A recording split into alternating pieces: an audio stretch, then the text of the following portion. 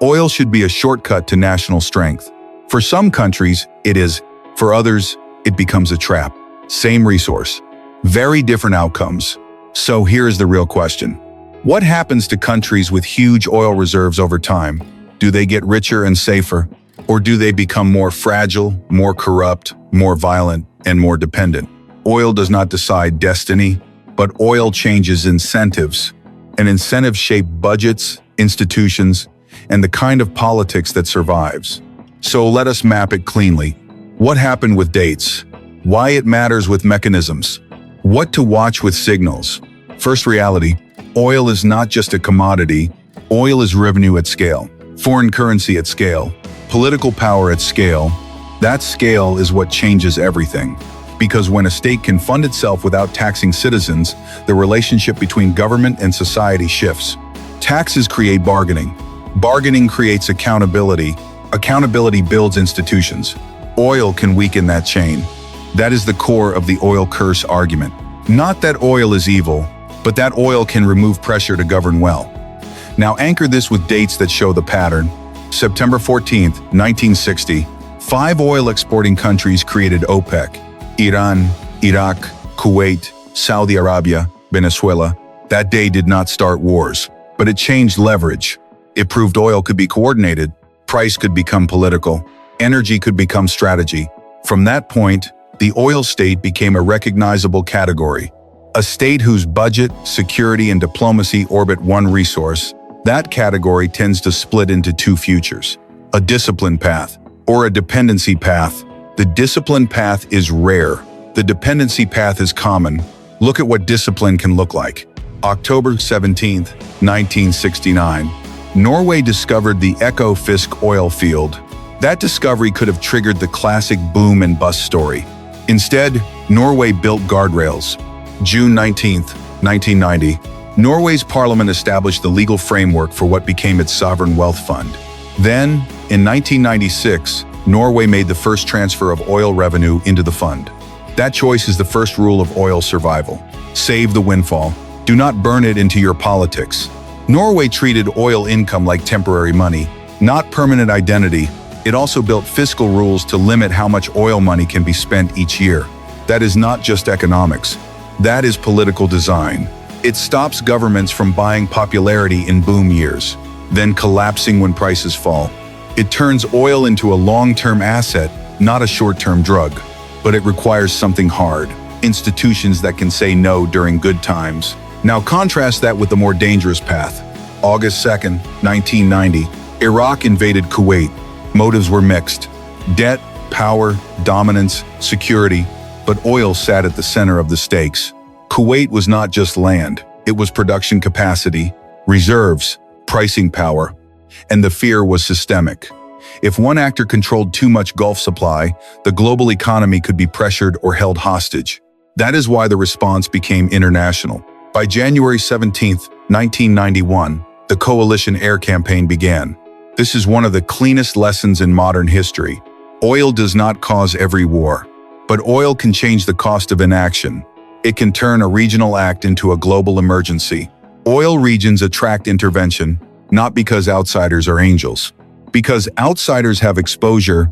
Now the other fate marker is not invasion. It is the price crash that breaks weak systems.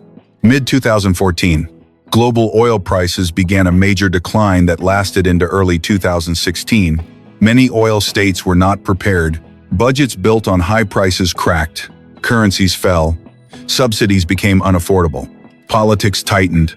This is the mechanism that turns oil wealth into fragility, volatility.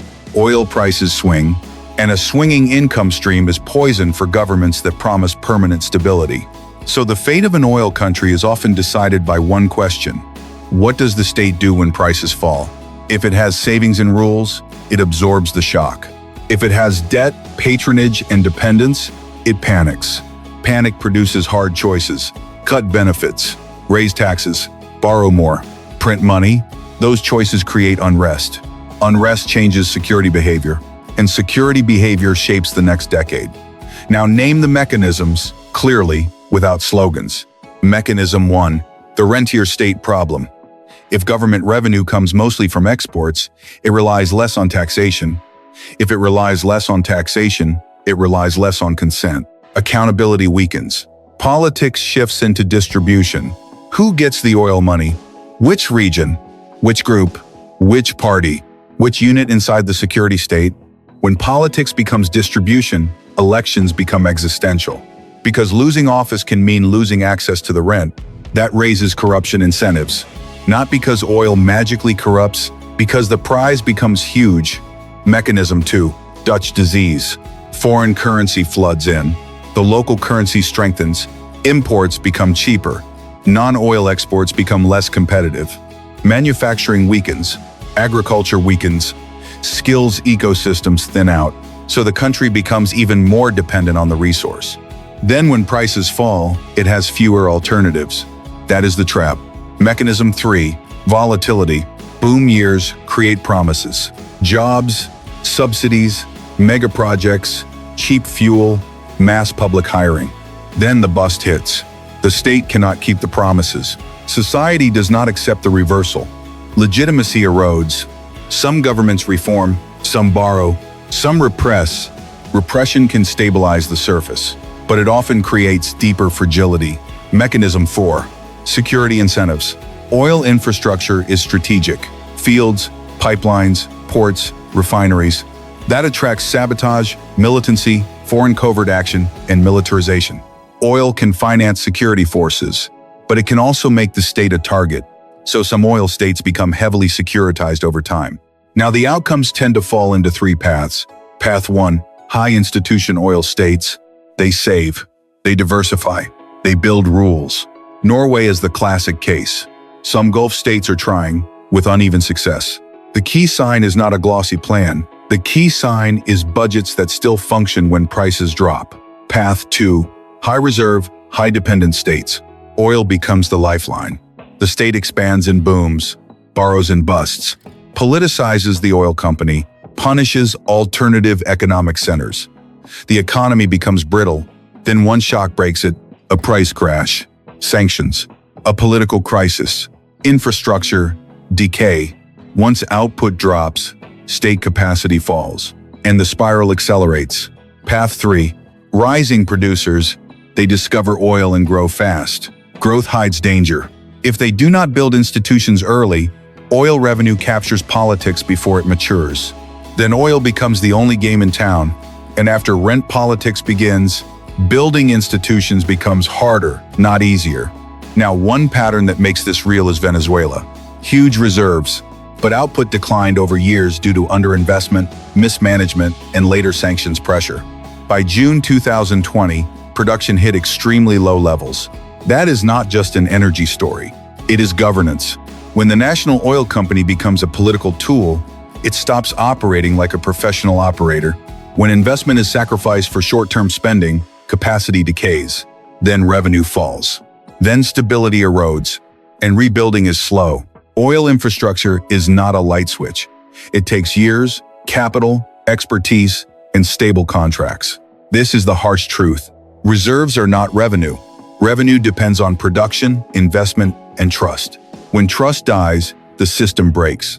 Now add the modern twist. The global environment is changing. Energy is still critical, but the politics of energy is shifting. Oil states used to assume demand growth forever. Now demand still grows in many places, but policy risk is higher, transitions are uneven, and long-term expectations are less certain. That creates a new pressure.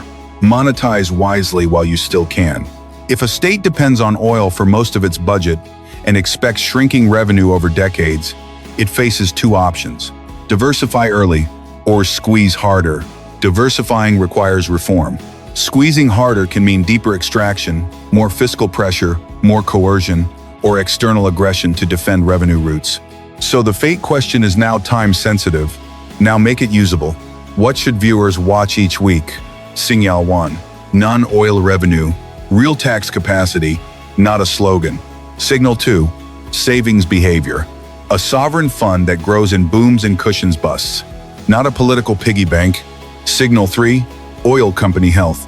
Investment, maintenance, output trends, contract stability. Signal 4. Subsidy reform.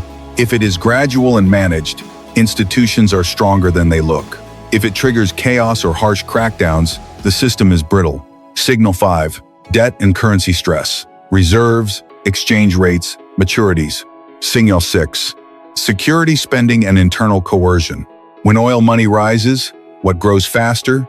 Welfare or coercion? Signal 7. External pressure, sanctions and payment constraints that tighten the revenue channel. Put it all together. Oil is not destiny, but oil increases the odds of failure through dependency, volatility, institutional weakness, and security escalation. The countries that escape treat oil revenue as temporary. They build rules, save in booms, diversify early, keep the oil sector professional, and accept that accountability cannot be replaced by cash. The countries that fall into the trap spend like the boom will last forever. Buy loyalty, punish alternatives, politicize the oil company, borrow heavily, then repress when reality arrives. The final twist is simple. Big reserves can delay the moment of truth, but delay is not escape. If institutions do not improve, reserves only stretch the cycle. And when the break comes, it is bigger. Because the dependency is deeper. Word count 984.